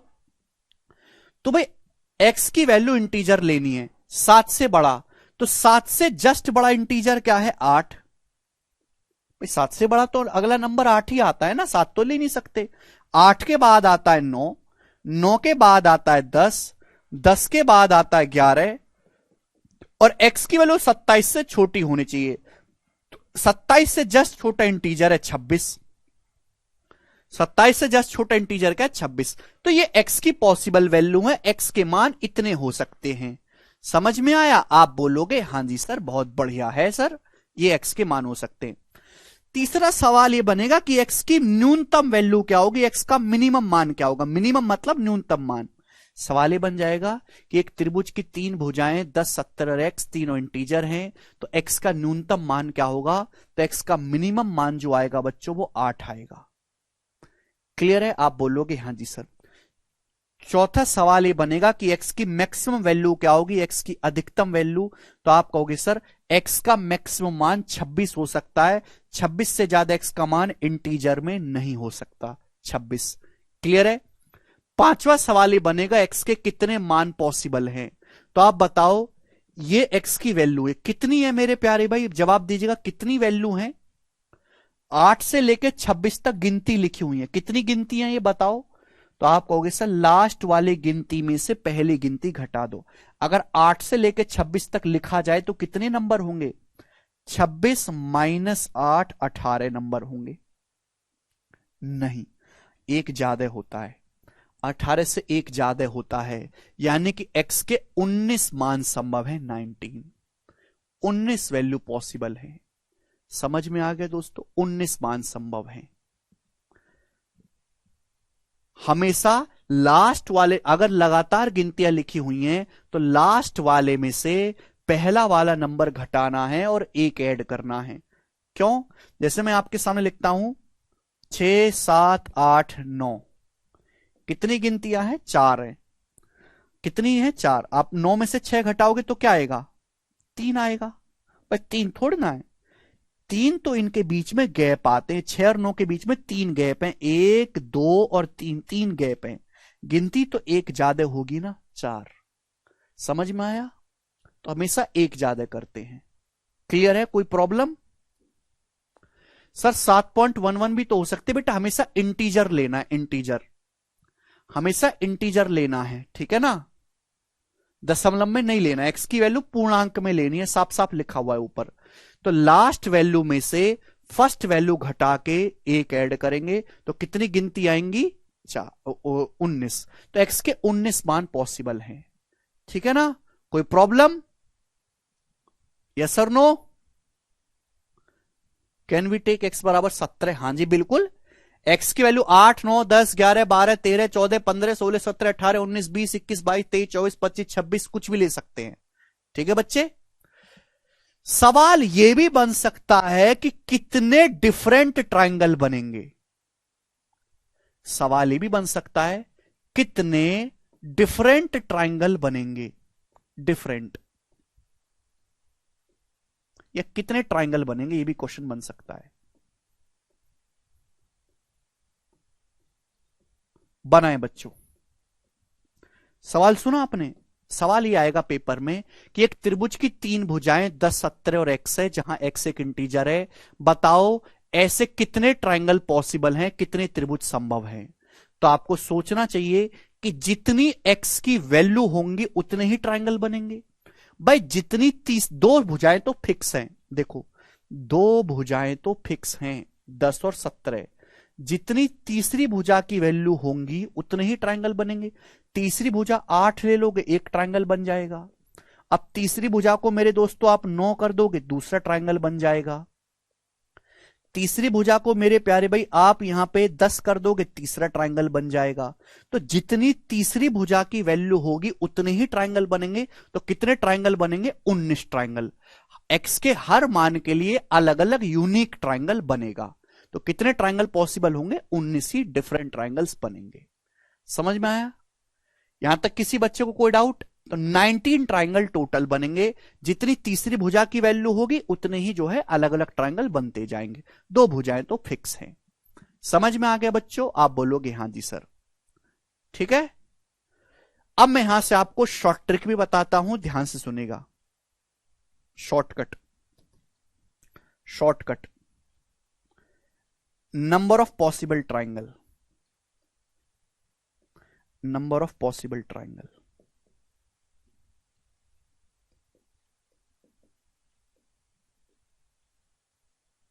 ठीक है ना, शॉर्टकट है, ध्यान से सुनेगा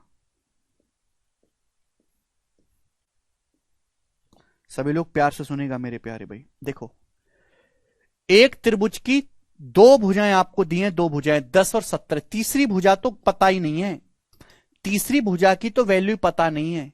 समझ में आया?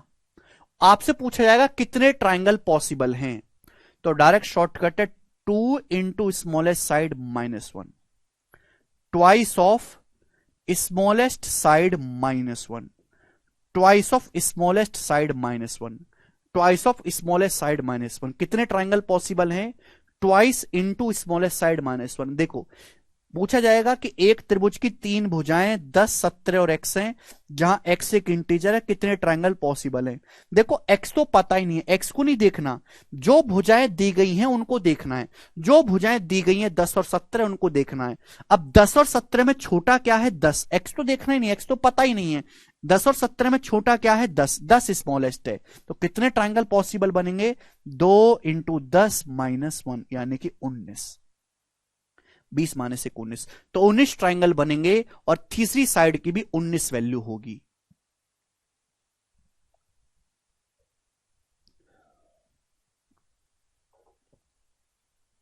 उन्नीस ट्रायंगल बनेंगे। सभी बच्चों को समझ में आ गया? आप बोलोगे हां जी सर बिल्कुल सही, कोई प्रॉब्लम नहीं है। भाई एक्स की वैल्यू 8 से लेके 26 तक कुछ भी हो सकते हैं, तो कितनी वैल्यू है? 8 से लेके 26 तक 19 संख्याएं होती है, 19। लास्ट में से पहला नंबर घटाओ, एक ऐड कर दो, तो एक्स की 19 वैल्यू पॉसिबल है ना। ये 8 से लेकर 26 तक को मैंने काउंटिंग करी है, तो एक्स के 19 मान पॉसिबल होंगे। ये आपको पूरा निकालने की जरूरत नहीं है, डायरेक्ट ट्रिक का इस्तेमाल करो कि अगर किसी त्रिभुज की 3 भुजाएं दी हैं, एक अननोन है मेरे दोस्तों, एक्स इंटीजर है, तो जो उसमें पॉसिबल ट्रायंगल होंगे 2 इंटू स्मॉलेस्ट साइड -1। ठीक है ना, 2 इंटू 10 -1, 10 दूनी 20, 20 माइनस 1 19। सभी को कंसेप्ट समझ में आ गया? कोई डाउट तो नहीं? सही है, चलिए ओके। नाउ अब देखो मेरे प्यारे भाई, ध्यान से सुनेगा। पेपर में सवाल आ जाता है आपके सामने, पेपर में जैसे एक क्वेश्चन आ गया, पेपर में जैसे आपके सामने ये सवाल आ गया कि क्या अगर किसी त्रिभुज की भुजाएं 51, 20, 51, 13 और कितना ले लेते हैं, 46 हैं, 36 हैं, क्या ये ट्रायंगल पॉसिबल है? किसी त्रिभुज की भुजाएं 51, 13 और 36 हैं। क्या ऐसा कोई त्रिभुज संभव है जिसकी भुजाएं 51, 13 और 36 हैं? सवाल ये आएगा, क्या ऐसा त्रिभुज संभव है जिसकी भुजाएं 51, 13 और 36 हैं? तो बच्चों ये होती है ट्रायंगल के बनने की शर्त। आपको सारी शर्त चेक करने की जरूरत नहीं है, ये सारी कंडीशन चेक करने की जरूरत नहीं है। केवल आप कोई भी एक साइड पकड़ लो जो आपको पसंद आती है। आप कोई भी एक साइड पकड़ लो जो आपको पसंद आती है। मैंने ये पकड़ ली 51, कोई भी एक साइड पकड़ लो। तो क्या 51 की वैल्यू बाकी दोनों साइड के सम से बड़ी है? क्या 51 की जो वैल्यू है बाकी दोनों साइड के सम से बड़ी है? 51 का मान अदर टू साइड के डिफरेंस से बड़ा होना चाहिए। हाँ जी है, 51 की वैल्यू अदर टू साइड के डिफरेंस से बड़ा है भाई। तो ये बात सही है। क्या 51 की वैल्यू त्रिभुज की किसी भी भुजा का मान अन्य दो भुजाओं के योग से छोटा होता है? क्या 51 का मान 13 प्लस 36 से छोटा है? 13 प्लस 36 होता है 49। नहीं, यानी कि ट्राइंगल पॉसिबल नहीं है। ट्राइंगल पॉसिबल नहीं है। तो आपको सारी चेक करने की जरूरत नहीं है, आप कोई भी एक लेंथ पकड़ के चेक कर लो। जैसे आप 36 को चेक कर लो। क्या 36 की वैल्यू बाकी दोनों साइड के भाई त्रिभुज की किसी भुजा का मान अन्य दो भुजाओं के डिफरेंस से बड़ा होता है और अदर टू साइड के सम से छोटा होता है। तो 36 का मान अदर टू साइड के सम डिफरेंस से बड़ा है क्या? 11 माइनस 3 8, 4 में से एक गया 3, 36 तो मेरे दोस्तों छोटा हो गया, यानी कि पॉसिबल नहीं है। तो आप किसी भी एक को जो है चेक करके देख सकते हैं, किसी भी एक साइड को पकड़ के। हर एक कंडीशन को चेक करने की जरूरत नहीं है। अब सवाल करेंगे।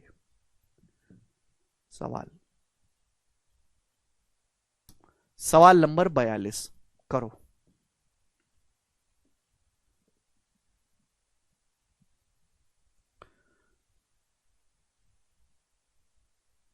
दोनों चेक करना पड़ेगा, किसी भी एक साइड पे दोनों कंडीशन चेक करनी पड़ेंगी, डिफरेंस वाली भी और सम वाली भी।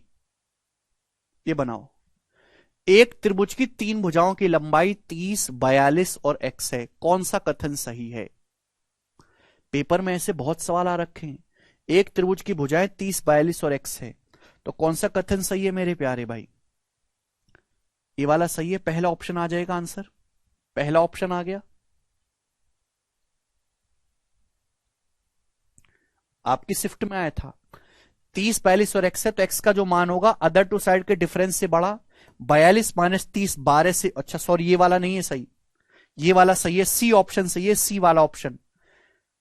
इक्वल का साइन नहीं आएगा, ये इक्वल का साइन है, ये वाला साइन है less than equal to, equal का साइन नहीं आएगा। x की जो वैल्यू अदर टू साइड के डिफरेंस से बड़ी, 30 माइनस 42 12 से बड़ी और 30 प्लस 42 72 से छोटी, तो सी ऑप्शन सही आएगा। बिल्कुल डायरेक्ट कंसेप्ट पे बेस्ड सवाल पूछा गया है, लेटेस्ट क्वेश्चन बनाएंगे मेरे प्यारे भाई। सवाल नंबर है आपके सामने 43, बनाओ। एक त्रिभुज की दो भुजाओं की लंबाई 14 और 9 है। नीचे दिए गए विकल्पों में से कौन सा त्रिभुज की तीसरी भुजा की लंबाई हो सकता है? बताओ। एक त्रिभुज की दो भुजाओं की लंबाई 14 और 9 है, तो कौन सा मेरे दोस्तों इन ऑप्शन में से तीसरी भुजा की लंबाई हो सकता है? तो तीसरी भुजा की लंबाई जैसे x है, तो x का जो भी मान होगा 14 माइनस 9 5 से बड़ा होना चाहिए और 14 प्लस 9 23 से छोटा होना चाहिए, 23 से छोटा। तो ये सेटिस्फाई नहीं करता। 5 से बड़ा होना चाहिए, तो ये भी नहीं, 23 नहीं होना चाहिए। 5 और 23 के बीच में एक ही ऑप्शन दिखाई दे रहा है 17। 5 और 23 के बीच में एक ही ऑप्शन दिखाई दे रहा है 17। सी ऑप्शन आंसर आ गया सवाल का। ठीक है ना? ऐसे आसान आसान से सवाल पेपर में थोक के भाव में आते हैं, ऐसे आसान आसान से सवाल ये बताएंगे। 44वां क्वेश्चन करो दोस्त, बनाओ।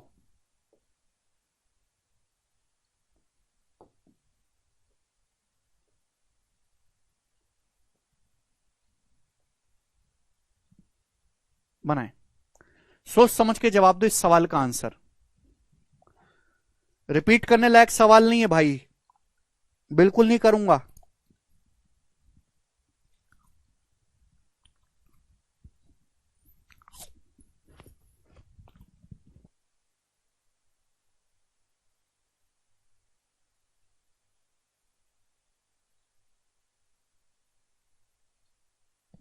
विशाल कह रहे 5 क्यों? अरे भाई तीसरी भुजा की वैल्यू 5 से बड़ी होनी चाहिए, 23 से छोटी।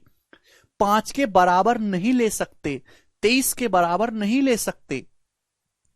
24 तो 23 से भी बड़ा, एक्स का मान 23 से छोटा होना चाहिए, 24 भी पॉसिबल नहीं है। कौन सी वैल्यू है जो 5 और 23 के बीच में है इन ऑप्शन में से? 17।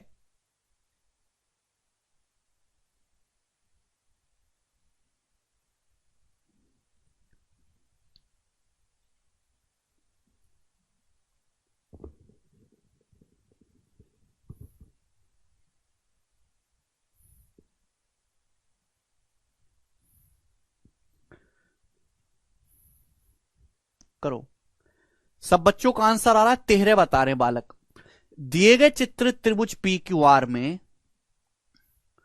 एस लाइन पी क्यू पर एक पॉइंट है, पी आर 8 है, पी एस 3 है, क्यू आर 15 है। एस क्यू की लंबाई क्या हो सकती है? इन चारों ऑप्शन में से एस क्यू की लंबाई क्या हो सकती है? अब आप मुझे खुद बताओ।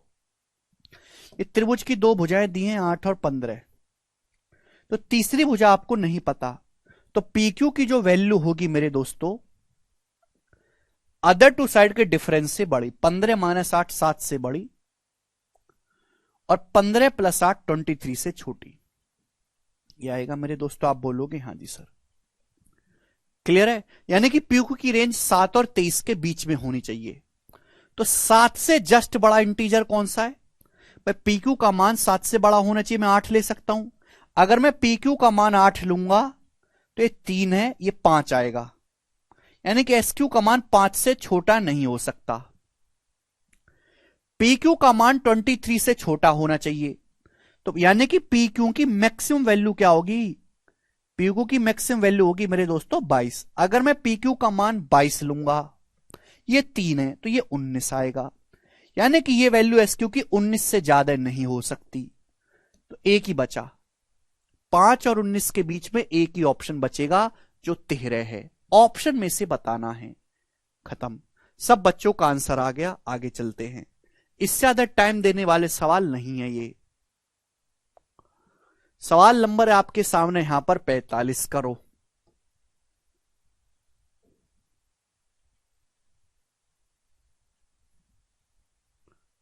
करेंगे।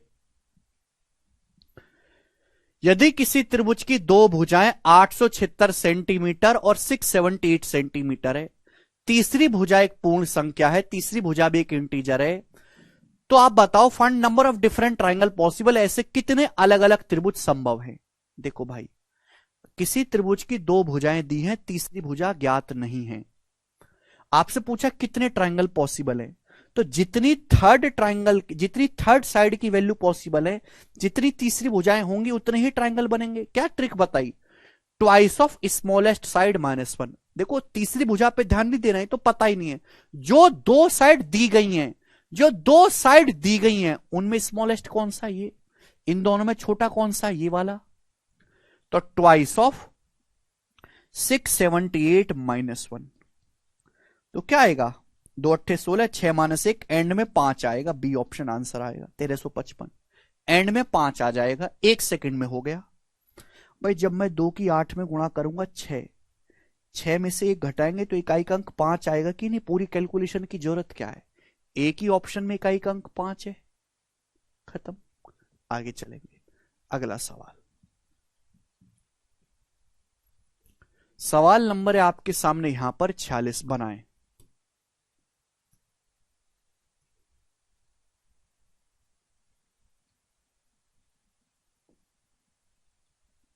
करो,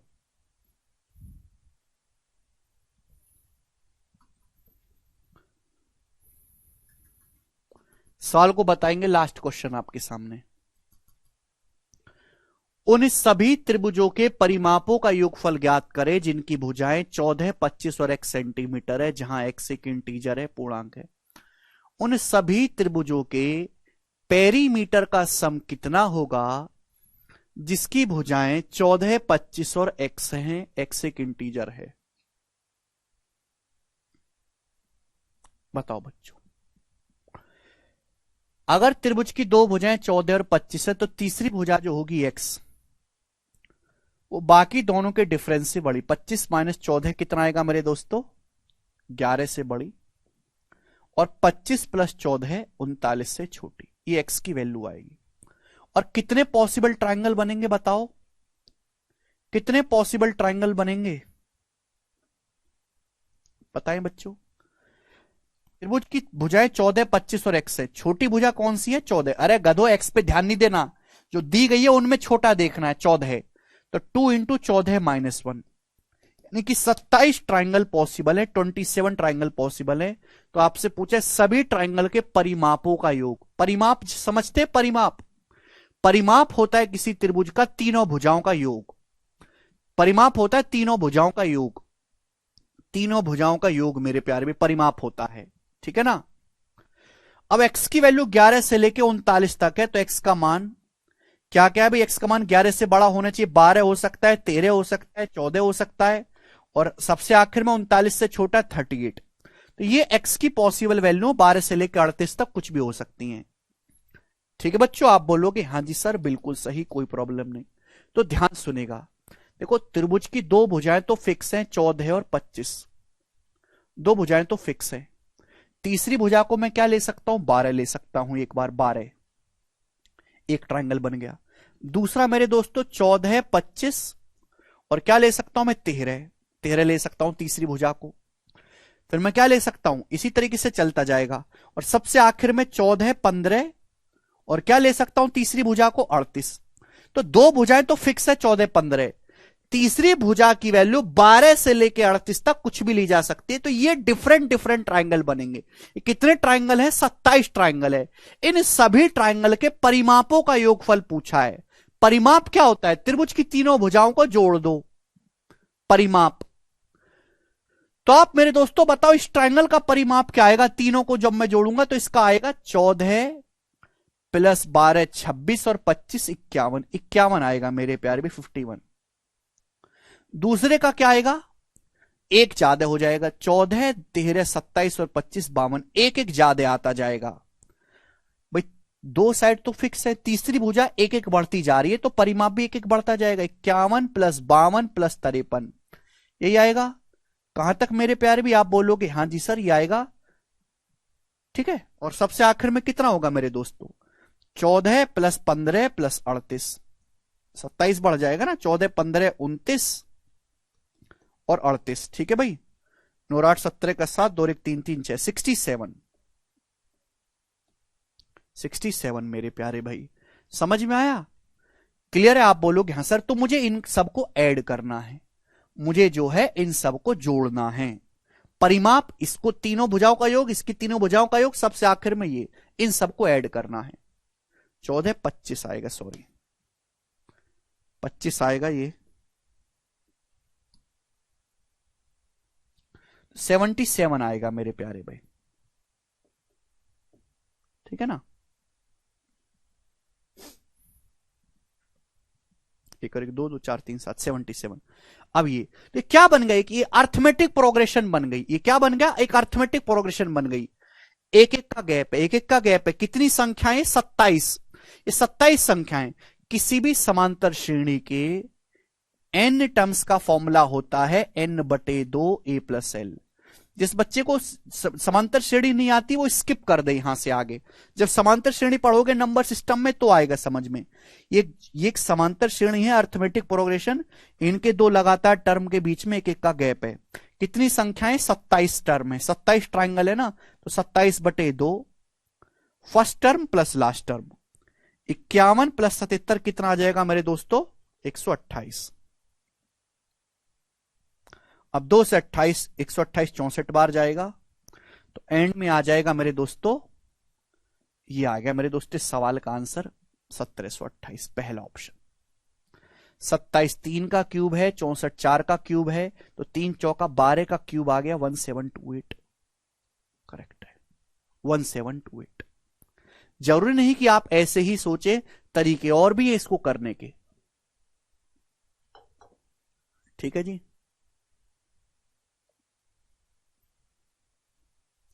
समांतर श्रेणी के एन टर्म्स का मैंने फॉर्मूला लगा दिया, एन टर्म्स के सम का।